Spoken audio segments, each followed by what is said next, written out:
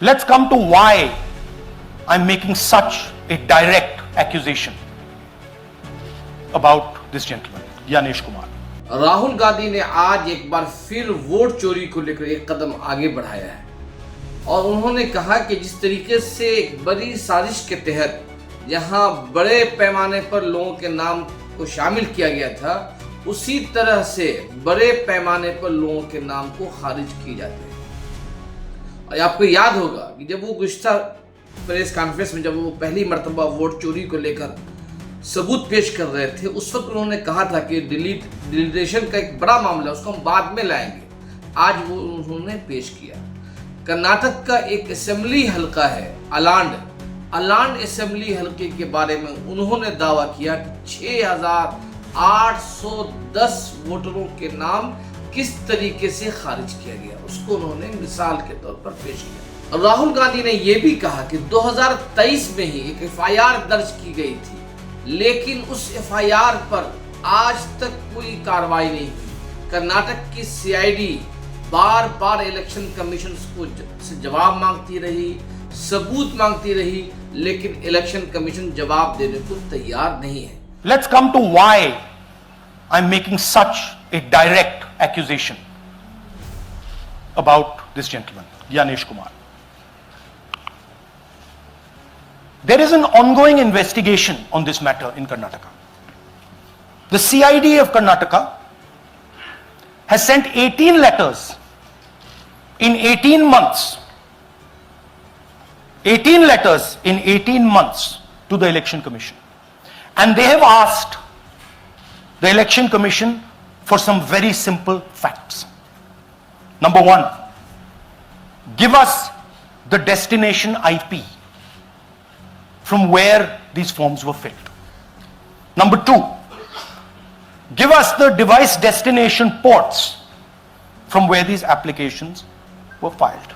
And number three, most important, give us the OTP trails, because when you file, you have to get an OTP. 18 times in 18 months. The CID of Karnataka has written to the Election Commission for this, and they are not giving it. Why are they not giving it? Because this will lead us to where the operation is being done from. And we are absolutely convinced where this is going to lead. I'll give you a little bit of the chronology. FIR is filed February 23. Karnataka CID writes to ECI requesting all details of these numbers and these transactions almost immediately in March. In August, EC gives a reply, doesn't fulfill any of the demands, and doesn't give us the information. Doesn't give the CID of Karnataka the information that will lead them to their destination. January 24, Karnataka CID writes to ECI again and says, please send us full information. No answer. Karnataka CID by September 25, last letter went in September 25, has written 18 reminder letters. While this is going on, the CEC of Karnataka writes to the Election Commission in Delhi and says, there is a matter. Please provide this information. And the CEC of Karnataka multiple times asks the Election Commission. No answer. Now this is absolute solid proof that Gyanesh Kumar is protecting the people who are doing this. This is also absolute solid proof, what I've shown you, that this is being done in a centralized way, this is being done at scale, and this is being done using large resources. उन्होंने कई लोगों की मिसालें भी पेश की, सिर्फ दावा नहीं किया, उन्होंने मिसालें भी पेश की। एक नाम गोदाबाई का था। गोदाबाई का मिसाल पेश करते हुए राहुल गांधी ने कहा कि गोदाबाई का नाम यूज करते हुए 12 वोटरों के नाम को डिलीट कर दिया गया। Here is example number 1, lady called Godabai. Someone created fake logins, deleted 12 voters, attempted to delete because then this was stopped. Godabai, of course, has no idea. Can you show us what Godabai has to say about this? Election time ಈಗ ನಾ ಅರ್ಜಿ ಹಾಕಿಲ್ಲ, ನನಗೆ ಅದಕ್ಕೆ ಸಂಬಂಧ ಇಲ್ಲ. ಅದು ಯಾರು ಹೊಟ್ಟಿ ಕಿಚ್ಚಿಗೆ ಯಾರು ಏನ ಹಾಕ್ಯಾರ ಅನ್ನೋದು ನನಗೆ ಗೊತ್ತಾಗಿಲ್ಲ. So she has no idea. These were the cell phone numbers that were used to delete these people. These are not from Karnataka. These numbers are from different states. You can see here.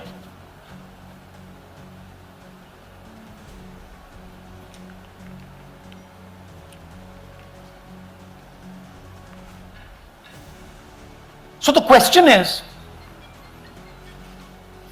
whose numbers are these? How were they operated? Where were they operated from? Who generated the OTPs to disturb the process? Now these are questions that arise out of this.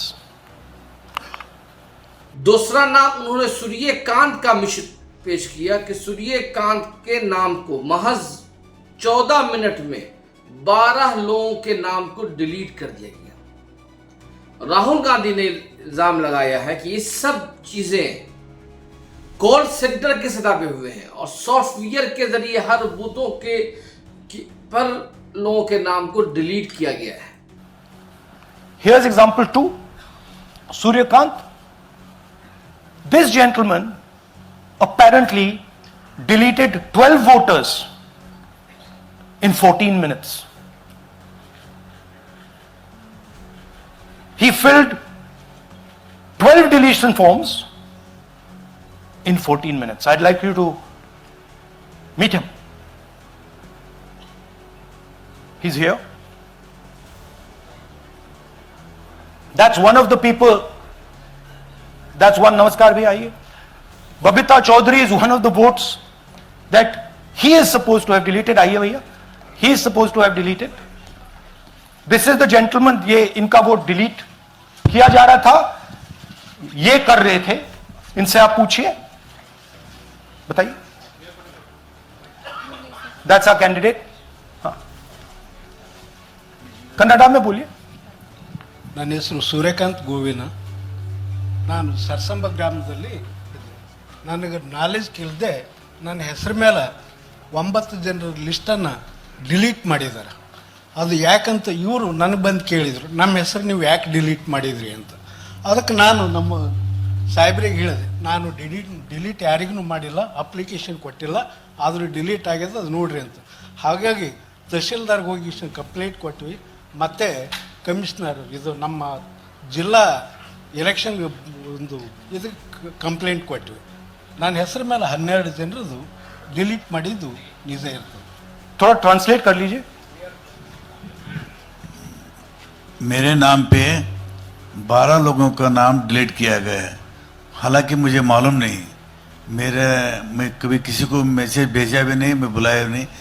ये बबीता आके पूछने से पता चला कि मैंने मेरे phone से ऐसा मैसेज दिया, लेकिन असल में मैंने किसी को भी मैसेज नहीं किया. आप कुछ कहेंगे? नहीं, ठीक है. Thank you. Thank you. अब आगे राहुल गांधी ने दावा किया कि ये जो बात है कि ज्ञानेश कुमार जो हैं वो उन लोगों की हिफाजत कर रहे हैं जो वोट चोरी में शामिल हैं. उन्होंने कहा कि ये सबूत काफी है कि बड़े पैमाने पर वोट चोरी हो रहे हैं. ये वोट चोरी 2 तरह की हो रही है. एक तो जाली वोटरों के नाम, जाली लोगों के नाम वोटर लिस्ट में शामिल कर दिया जाता है और दूसरे लोगों के नाम को डिलीट कर दिया जाता है. राहुल गांधी के इस बयान के बाद इलेक्शन कमीशन का भी एक रद्द अमल आया है। इलेक्शन कमीशन का रद्द अमल ये आया है कि राहुल गांधी के जो दावे हैं वो बेबुनियाद है और सॉफ्टवेयर के जरिए किसी भी नाम को हज़फ नहीं किया जा सकता है। मगर इलेक्शन कमीशन खुद ये बात तस्लीम किया है कि 2023 में कुछ लोगों ने गलत तरीके से वोटरों के नाम को डिलीट करने की नाकाम कोशिश की थी और इलेक्शन कमीशन ने ही एफआईआर दर्ज कराई है। अब अगर इलेक्शन कमीशन के इस दावे को तस्लीम कर लिया जाए, एक तरफ इलेक्शन कमीशन ये कहता है कि राहुल गांधी जो इल्जाम लगा रहे हैं वोटर के डिलीटेशन का, ये गलत है। दूसरी तरफ खुद इलेक्शन कमीशन ये भी कह रहा है कि नाकाम कोशिश की गई थी, तो एफआईआर दर्ज कर ली गई। मगर सवाल ये है कि 2023 से 2025 हो गया, उस वक्त तक अब तक उस एफआईआर पर कार्रवाई क्यों नहीं हुई और नाकाम कोशिश करने वाले कौन लोग थे, सबसे बुनियादी सवाल है। इसके साथ ही जब प्रेस कॉन्फ्रेंस के आखिरी हिस्से में राहुल गांधी ने कहा कि वो जो दावा कर रहे हैं कि हाइड्रोजन बम गिराने वाले हैं, यानी एक बड़ा सबूत पेश करने वाले हैं, उस पर काम हो रहा है और उनकी टीम उस पर काम कर रही है। राहुल गांधी ने यह भी कहा कि वो अपनी टीम से साफ साफ कह दिया है कि उस वक्त तक वो इस स्टेज पर नहीं आएंगे जब तक तुम मुकम्मल तौर पर इस पर सबूत और दस्तावेज पेश नहीं कर देते। अब जो राहुल गांधी की जो प्रेस कॉन्फ्रेंस, पहले वाली जो प्रेस कॉन्फ्रेंस थी, उस प्रेस कॉन्फ्रेंस के बाद जब ज्ञानेश्वर कुमार ने कई हफ्ते बाद प्रेस कॉन्फ्रेंस की और राहुल गांधी को जवाब देने की कोशिश की, लेकिन ज्ञानेश कुमार के जवाब पर ही सवालिया निशान खुद साबिक जो फॉर्मर इलेक्शन कमीशन थे, लासा, इसवाई कुरैशी और भी दीगर लोगों ने खुद सवाल खड़े कर दिए कि इलेक्शन कमीशन एक अथॉरिटी है, अगर उस पर कोई सवाल खड़ा किया जाता है तो उसका काम है जांच करना, न कि हलफनामा मांगना। लेकिन ज्ञानेश कुमार ने क्या किया कि वो राहुल गांधी से कहा कि अगर आप हलफनामा नहीं देते हैं तो आपके इल्जाम निधार माने जाएंगे, आपको पूरी कौम से जवाब देना होगा। हलफनामा देना होगा या देश से माफी मांगनी होगी, तीसरा विकल्प नहीं है। आपके माध्यम से मैं यह भी कहना चाहता हूं, अगर 7 दिन में हलफनामा नहीं मिला तो इसका अर्थ ये सारे आरोप निराधार हैं। उस पर तमाम तजिया निगारें और खुद साबिक इलेक्शन कमिश्नरों ने जो कहा है वो यही कहा है कि आप पर इल्जाम लगे हैं तो आपकी जिम्मेदारी है कि आप इस पे सफाई पेश करें। अब देखना यह है कि क्या इलेक्शन कमीशन आज की प्रेस कॉन्फ्रेंस के बाद सिर्फ एक बयान जारी करके अपनी जिम्मेदारी को पूरा कर लेगा। लेकिन मसला सिर्फ राहुल गांधी के इल्जामात का और इलेक्शन कमीशन के जवाब का नहीं है, सवाल 1.5 अरब भारत के शहरियों का सवाल है। सवाल भारत की जमहूरियत के फ्यूचर का है कि क्या भारत का फ्यूचर, भारत का इंतखाबी निज़ाम का इस तरह के इल्ज़ामात के साए में महफूज रहेगा। दुनिया की कोई भी डेमोक्रेसी जहां इलेक्शन का निज़ाम है उसी वक्त कामयाब होती है जब उसके निज़ाम पर तमाम शहरियों का इत्तेफाक हो जाए। और भारत की जमहूरियत की सबसे बड़ी खूबी ये थी, और भारत की जमहूरियत इसलिए डिरेल नहीं हुई गुज़श्ता 75 सालों में, गुज़श्ता 75-80 सालों में इसलिए डिरेल नहीं हुई कि भारत के शहरियों का एतमाद इलेक्शन कमीशन पर था। इक्का दुक्का इल्ज़ामात तो लगे हैं, लेकिन भारत के तमाम बेशतर बल्कि 90% सियासी जमातों ने इंतखाबी नताइज को तस्लीम किया है। लेकिन इस वक्त जो हालात पैदा हो रहे हैं उस हालात में भारत की बेशतर अपोजिशन जमातें, चाहे वो कांग्रेस हो, चाहे समाजवादी पार्टी हो, ममता बनर्जी हो, तमाम बेशतर सियासी जमातें उस पर अपने अदम इत्मीनान का इजहार कर रही है। वो उनमें मुतमईन नहीं है। वो इलेक्शन कमीशन के कारनामों से उनका ये कहना है कि इलेक्शन कमीशन जानिबदारी से काम ले रहा है। अगर ये सूरत हाल बाकी रही तो भारत का जमहूरी निज़ाम भी, अब भारत के जो पड़ोसी ममालिक हैं, पाकिस्तान, बांग्लादेश, श्रीलंका, जहाँ धांधली, इंतखाबी धांधली आम बन गई है, वहाँ भारत की डेमोक्रेसी वहाँ तक पहुँच जाएगी। भारत की डेमोक्रेसी को बचाने के लिए सबसे बड़ी जिम्मेदारी ये है कि हमें इलेक्शन कमीशन को जवाबदेह बनाना होगा, इलेक्शन कमीशन को एक खुद मुख्तार बॉडी के तौर पर काम करना होगा, न कि हुकूमत के किसी ब्रांच के तौर पर। अफसोस की बात यह है कि हालिया दिनों में, गुज़श्ता 10-12 सालों में इलेक्शन कमीशन ने जिस तरीके से काम किया है, वो ऐसा लगता है कि इलेक्शन कमीशन सरकार के दबाव में आ गया है। खुद हुकूमत इस इल्ज़ाम को सही साबित करने में मोदी हुकूमत का भी बड़ा हाथ है।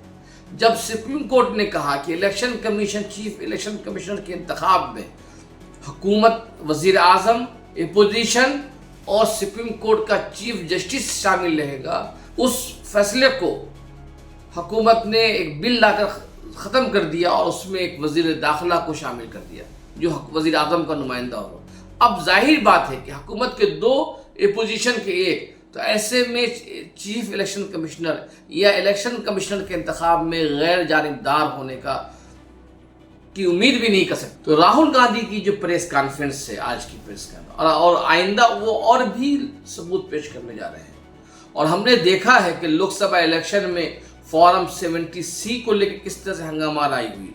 दूसरे ये कि लोकसभा इलेक्शन हो, चाहे बाद के भी जो इलेक्शन कमीशन हुए हैं, बाद में भी जो इलेक्शन हुए हैं महाराष्ट्र के, हरियाणा के, उसमें 5 बजे का जो वोटर लिस्ट है, जो वोटिंग है, उसका जो परसेंटेज है और रात में जो जारी किया गया उसमें काफ़ी फर्क था। अपोजिशन ने मांगा कि हमें वीडियो दिखाइए कि अगर 5 बजे के बाद अचानक वोटिंग बढ़ गई है तो उसका कोई वीडियो तो होगा। लेकिन हमने देखा कि ज्ञानेश कुमार ने कहा कि हम अपने बेटी बहनों के वीडियो नहीं दे सकते हैं। तो इस तरह के जो इल्ज़ामात लग रहे हैं और उस इल्ज़ामात को लेकर इलेक्शन कमीशन जिस तरीके का रवैया का इजहार कर रहा है और जिस ताकत के साथ, नखरे, किस तकब्बुराना लहजे में पूरे इल्ज़ामात को रद्द कर रहा है, ये उससे खतरा है भारत की डेमोक्रेसी को। ये कहा जा सकता है कि इलेक्शन कमीशन खुद भारत की डेमोक्रेसी के लिए एक डेंजर बन गया है और यही सबसे तशवीशनाक बात है। सवाल ये नहीं है कि राहुल गांधी क्या बोल रहे हैं, सवाल ये नहीं है कि इलेक्शन कमीशन क्या बोल रहा है, सवाल ये नहीं है हुकूमत क्या कर रहा है, सवाल अहम ये है कि क्या इस तरह के इल्ज़ामात के साए में भारत की डेमोक्रेसी का फ्यूचर बेहतर होगा। ये सबसे बड़ा बुनियादी सवाल है। आप देख रहे हैं इंसाफ न्यूज़ ऑनलाइन। बहुत बहुत शुक्रिया।